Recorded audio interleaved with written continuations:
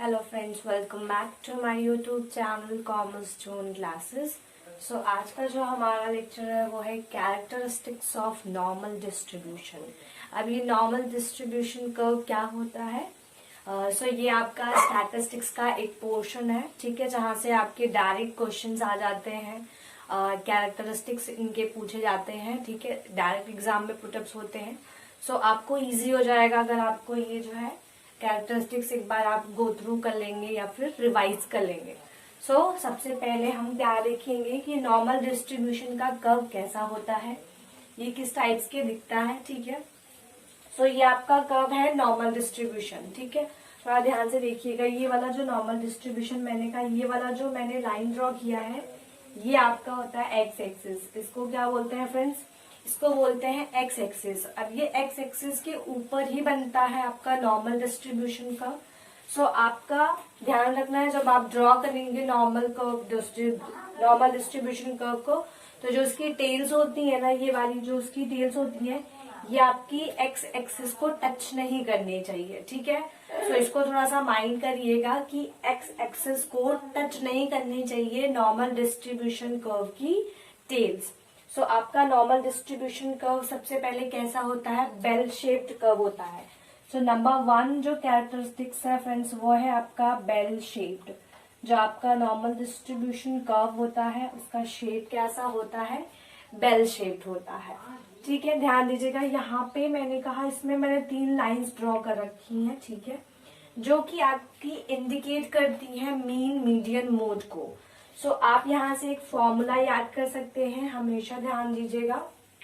आपको कभी भी एग्जाम में ये क्वेश्चन दे दे कि किस डायग्राम में या कौन से डिस्ट्रीब्यूशन में mean equal to median equal to mode होता है, ये आपका होता है नॉर्मल डिस्ट्रीब्यूशन कर्व में, ठीक है। इसको ध्यान दीजिएगा। उसके बाद हमारा ये सबसे पहला फीचर है क्या है कि ये बेल शेप होता है। साथ में सेकेंड हम बोलेंगे कि ये कैसा होता है, ये हमारा होता है सिमेट्रिकल, ठीक है। तो आपका जो नॉर्मल डिस्ट्रीब्यूशन कर्व होता है वो कैसा होता है? सिमेट्रिकल। सिमेट्रिकल का मतलब होता है कि इसमें जितने भी पोर्शंस हैं, ठीक है, मतलब जितना पोर्शन इधर है, जितना परसेंटेज ऑफ पोर्शन इस साइड में डिवाइड किया गया है, सेम इधर भी होगा, इसलिए हम इसको क्या बोलते हैं फ्रेंड्स? सिमेट्रिकल बोलते हैं। बट अगर ये एसिमेट्रिक हो जाता तो आपको कर्व देखने को मिलेगा कि इस टाइप से हो जाएगा, एक साइड में टेल ज्यादा हो जाएगी, ठीक है। बट यहाँ पे ऐसा कुछ नहीं है। यहाँ पे क्या है कि नॉर्मल डिस्ट्रीब्यूशन कर्व में क्या है कि सारी चीजें इक्वल है, इस साइड में भी सेम चीज है और उतना परसेंटेज उस साइड में भी है। इसलिए हम बोलते हैं कि ये सिमेट्रिकल होता है। नेक्स्ट इसका कैरेक्टरिस्टिक्स क्या है? जितना टोटल एरिया जो होता है, इसका total area covered under the curve, curve के अंदर में जितना भी एरिया है, ठीक है फ्रेंड्स, वो आपका इक्वल होता है 1 के हमेशा। ये फीचर सबसे इम्पोर्टेंट है। एरिया, टोटल एरिया जो होता है कर्व का, वो कितना होता है? वो इक्वल 1 होता है, ठीक। ये आपका थर्ड कैरेक्टरिस्टिक्स हो गया। नेक्स्ट कैरेक्टरिस्टिक्स क्या है आपका? This is uni model.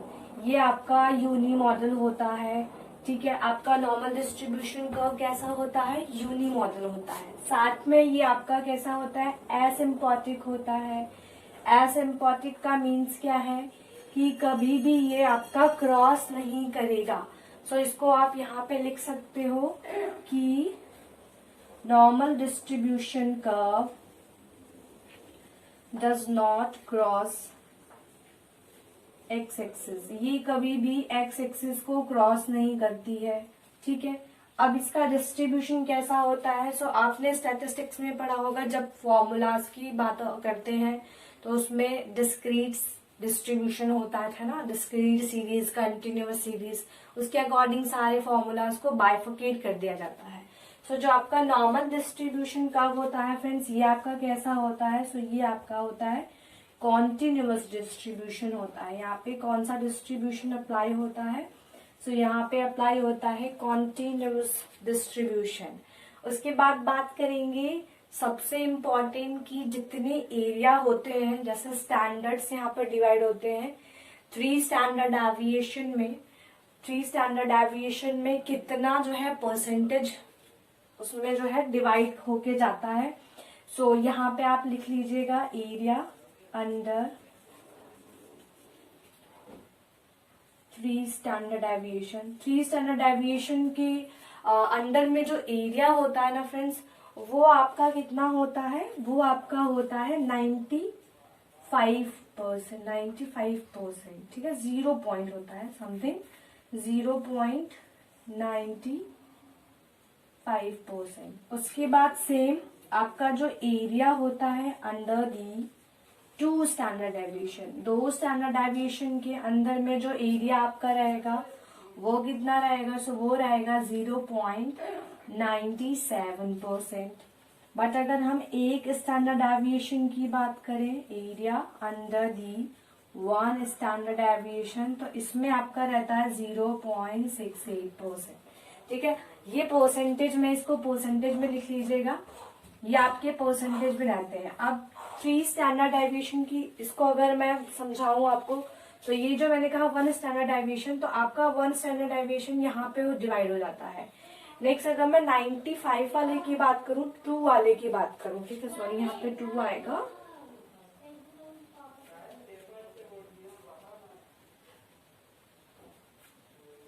यहाँ पे 3 आएगा, यहाँ पे 2 आएगा।